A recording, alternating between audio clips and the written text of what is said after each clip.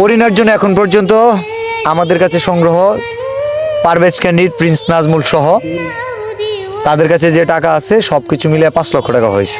মানে মানুষ যে ভালো কাজের অরিনার জন্য 1 কোটি টাকাও যদি বলতাম উপহার তবুও সম্ভব হইতো, বাট ছোট্ট একটা মেয়ে 1 কোটি টাকা হইলে তার নিয়ে বহুত কাহিনী চলবো, অনেক পলিটিক্স শুরু হয়ে যাবো। এই কারণে আমরা তাকে পুরস্কার দিতেছি।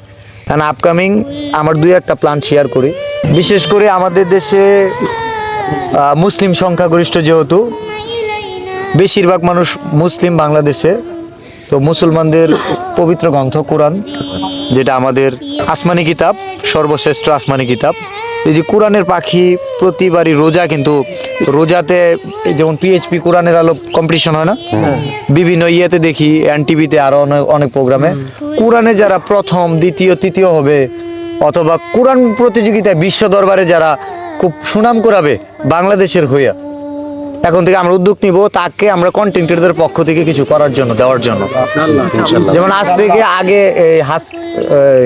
কি জানি নামটা ছিল, কয়েকটা দেশের মধ্যে প্রথম হলো সাকিবুল, আরো কয়েকজন আছিল, কিন্তু তো তখনকার সময় তো কন্টেন্ট ক্রিয়েশনে এতটা আমরা আগাইছিলাম না, কারণ আমার ভালোবাসা মানুষ এত পরিমাণ ছিল না, থাকলে তখন তাদের জন্য করতাম।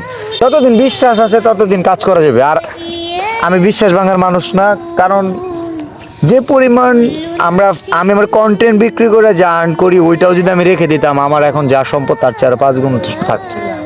ইনশাআল্লাহ আমরা চাই প্রত্যেকটা ভালো কাজে, বাংলাদেশের যে কোনো দুর্যোগ হোক, যে কোনো জাতীয় কোনো সমস্যা হোক, যেখানে কন্টেন্ট ক্রিয়েটরদের ভূমিকা যদি থাকে, সর্বোচ্চ ভূমিকা থাকবে থটস অফ বিলালের ভালোবাসা মানুষদের, এটা শিওর। সেটা বন্যা হোক, যেটাই হোক, বাংলাদেশের সব কন্টেন্ট ক্রিয়েটর মিলে যা করবে দেশের জন্য, থটস অফ বিলালের ভালোবাসা মানুষরা তার চেয়ে বেশি কিছু করবে। এইটাই হচ্ছে থটস অফ বিলালের অহংকার, পারলে ভেঙে দাও।